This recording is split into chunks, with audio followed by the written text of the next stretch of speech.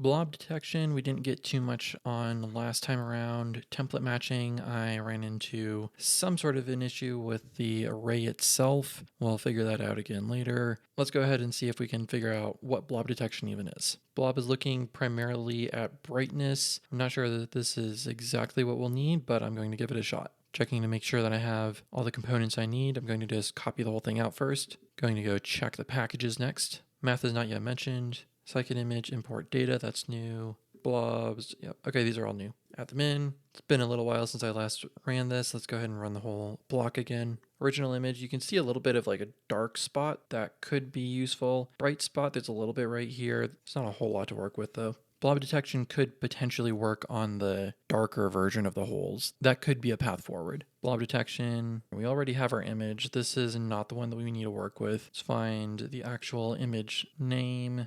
I called it image, cool. Blob detection, remove this line. The rest of this code looks runnable. Let's try it out.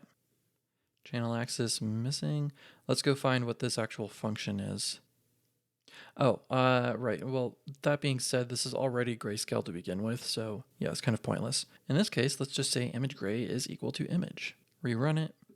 That completed in about a minute and a half.